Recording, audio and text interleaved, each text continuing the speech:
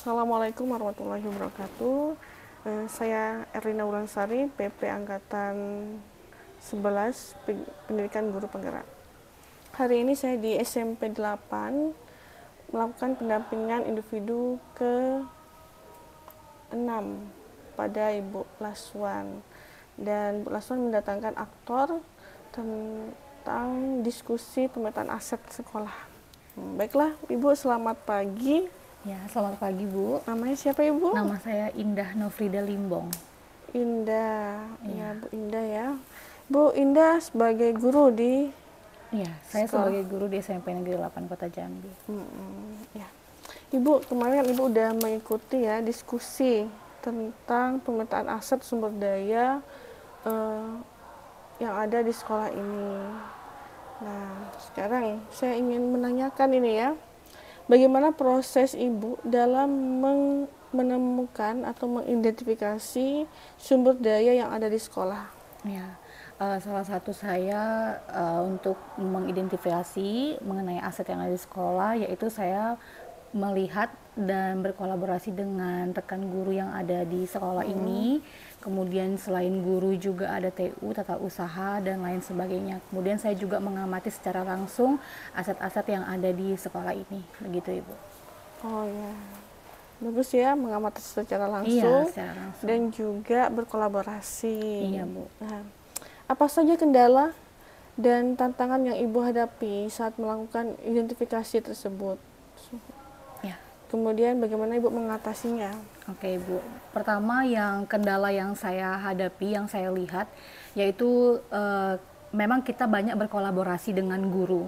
Namun yang agak kesulitan itu adalah berkolaborasi dengan guru-guru yang senior begitu.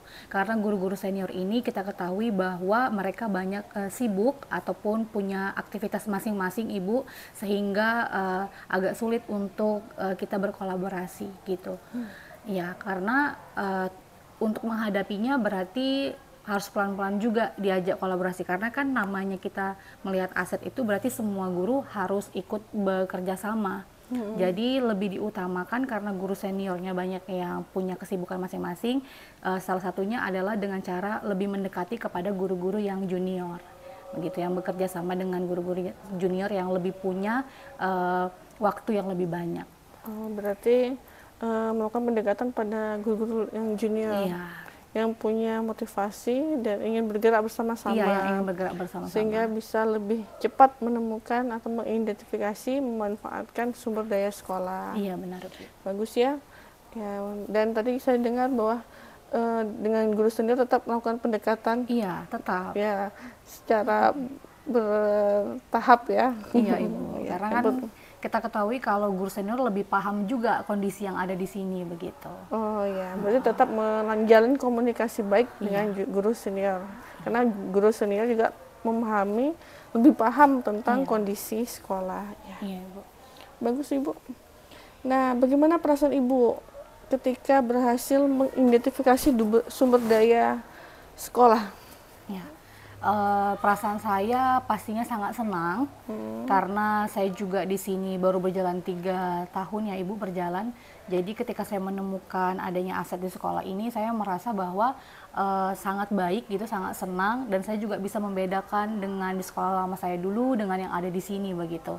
Jadi ketika saya menemukan hal-hal baru yang ada di sekolah ini, termasuk aset-asetnya, saya sangat senang dan sangat melihat banyak-banyak banget perbedaannya, terutama dari lingkungannya di sini.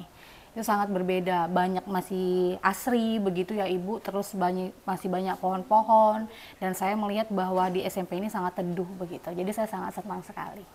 Oh ya. Sekaligus aset sekolah tersebut bisa dimanfaatkan ya. Bisa dimanfaatkan. Nah, apa pertimbangan Ibu dalam menentukan sumber daya sekolah? Ya.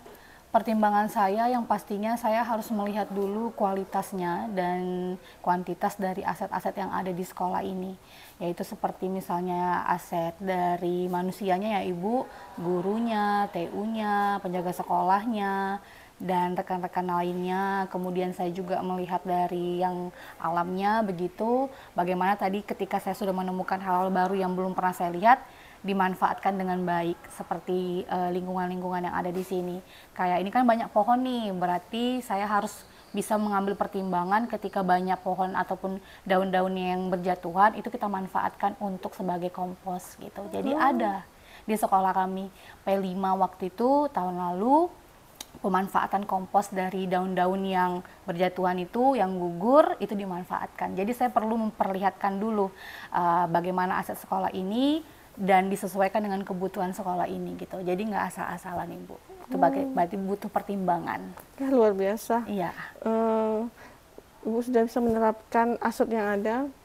Sampah kayak sepertinya sampah banyak, tapi daun-daun ya. Dan Ibu bisa memanfaatkan untuk pembelajaran anak dan hasilnya pun juga bagus, maksimal ya, luar biasa. Nah, Ibu, apakah terdapat hal lain yang dapat dijadikan sumber daya sekolah yang belum Ibu temukan dalam proses yang sudah berlangsung? Kemarin sudah berdiskusi bersama-sama dengan rekan sejawat, dengan murid, dengan orang tua, dengan tokoh masyarakat. Saat diskusi sudah tentukan ini aset sekolah kita aset sekolah kita, dan ini bisa dimanfaatkan untuk proses pembelajaran dan kegiatan program sekolah. Kira-kira ada nggak yang ternyata belum maksimal ya, Bu? Iya, belum ditemukan saat diskusi itu, baru terpikir, oh ada ternyata belum disampaikan saat diskusi kemarin. Kalau misalnya aset yang belum ditemukan begitu, kolaborasi dengan orang tuanya sih yang belum maksimal. Karena di sini rata-rata itu kemampuan anaknya kan menengah ke bawah Ibu ya. Jadi kalau kolaborasi dengan orang tuanya itu agak kesulitan, terutama seperti halnya kita pemanfaatan handphone dan teknologi yang kita butuhkan seperti kamera itu masih kurang Ibu. Kita ketahui bahwa terkadang misalnya kita dalam proses pembelajaran ya itu ya, kita kan membutuhkan juga kamera misalnya ataupun juga HP gitu ya. Nah, terkadang itu sangat sulit. Contohnya misalnya dalam proses pembelajaran kita mau menerapkan kuis ataupun pembelajaran board wall, kalau Ibu pernah dengar, itu adalah papan tulis yang langsung seperti screenshot, jadi anak bisa maju ke depan gitu. Itu sangat sulit untuk digunakan di sini gitu. Jadi aset-aset yang berupa teknologi yang agak sulit karena yang tadi saya bilang faktor siswanya itu masih banyak yang golongan rendah ke bawah, itu tidak semuanya memiliki handphone. Dan itu merupakan aset juga? Iya, asetnya yang termasuk ke sekolah sih, misalnya yang dibutuhkan oleh siswa Ibu, dan kita juga sebagai seorang guru. Seperti saya ini misalnya kualitas handphone saya belum memadai juga gitu kan, jadi kayak membuat video itu juga agak kesulitan. Oh, seperti itu. Yang sekolah punya juga khusus kamera juga belum ada yang untuk digunakan. Baiklah.